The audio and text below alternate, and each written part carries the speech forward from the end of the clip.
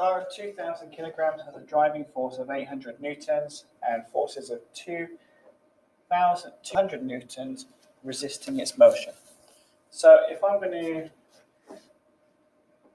start this question, what I need to do is draw myself a force diagram. So I'm going to first draw my car, and one handy tip is to write the mass of the car inside it, and to just draw your car as a box. That's absolutely fine, for simplicity's sake.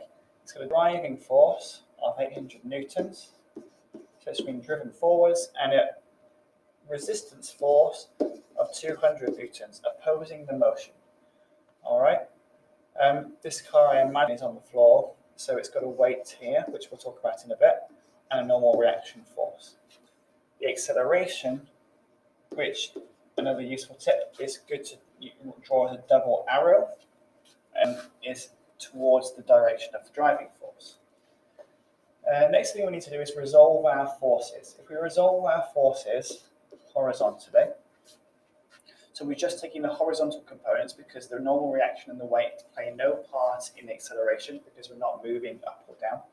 We're just moving horizontally, just like our ij components of vectors. The I components don't affect the j components and vice versa. So if we think about resolving our forces horizontally, then what we have is 800 newtons in a forward direction, 200 newtons opposing that in the opposite direction. So we've taken in the right direction to be positive, the left direction to be negative. And those forces should equal the mass times acceleration. I'm going to write a step here that you don't necessarily need to do in future, but this is 600 newtons in total. So that force, 600 newtons, is equal to our mass, 2,000, times by our acceleration. All right. And then if we do 600 divided by that 2,000, we should get our acceleration to be 0.3 meters per second squared.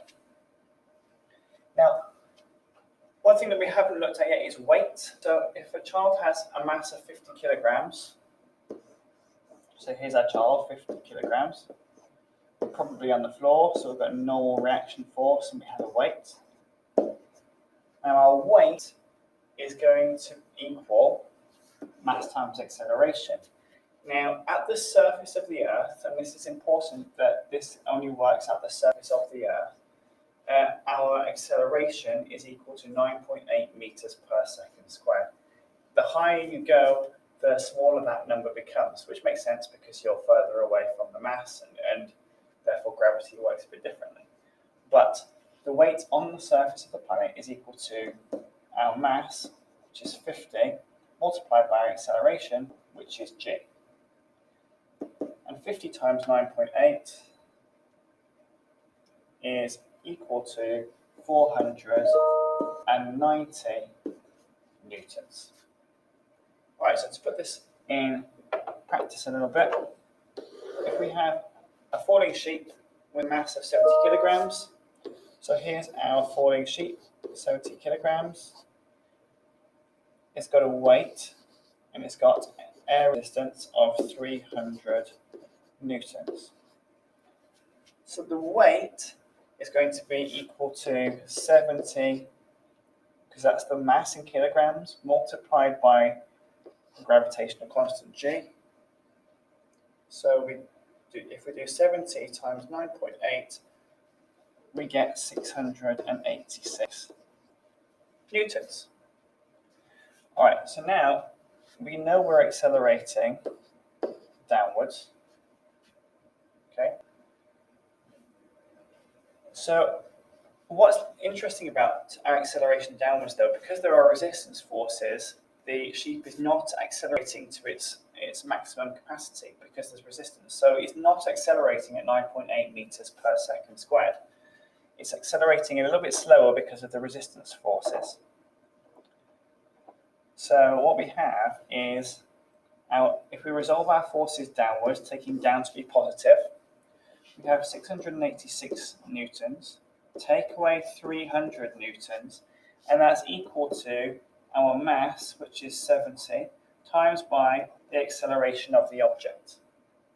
Okay, so 386 is equal to 70 times by our acceleration. So if we do 386 divided by 70, the actual acceleration of our falling sheet is going to be 5.51 meters per second squared. It's important to note the limitations of this. When we're calculating these kinds of things, this is assuming a constant resistance force. Now, if you know much about physics and terminal velocity, we know that the resistance force, as an object speeds up, that force increases until the force of the resistance is equal to the force of the weight, as we have reached. And that's when we've reached a terminal velocity, because we can't accelerate anymore because the forces are equal. We'd be traveling at a constant speed. Okay, so this isn't realistic, but at any moment in time when we have a resistance force of 300 newtons and a weight of 70 kilograms, our acceleration would be 5.51 meters per second squared.